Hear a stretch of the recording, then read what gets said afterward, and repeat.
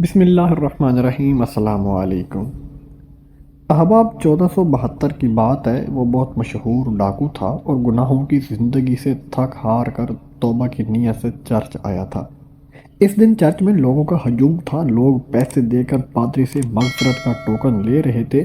وہ بھیڑ ختم ہونے کا انتظار کرتا رہا اور وہ آخری گنہگار تھا جو پادری کے حضور سر جھکائے کھڑا تھا۔ پادری نے اس کے ماضی کے گناہوں کی بخشش پر مبنی ٹوکن دیا اور پیسے جیب میں ڈال کر چلتا بنا۔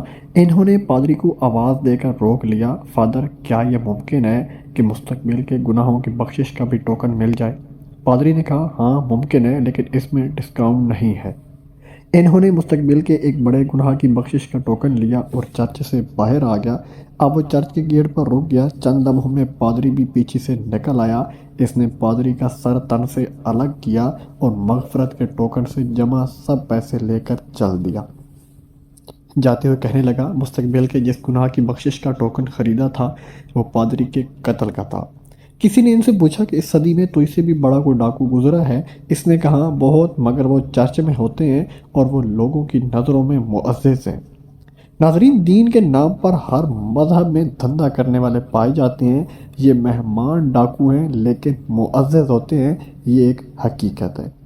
احباب، میں امید کرتا ہوں آج کی ویڈیو آپ کو اچھی لگی ہوگی۔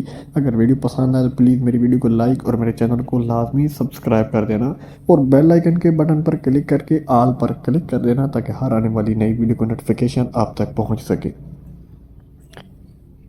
ملتے ہیں انشاءاللہ نیکسٹ ویڈیو میں، تب تک محمد اسلام کو دیجیے اجازت۔ اللہ حافظ۔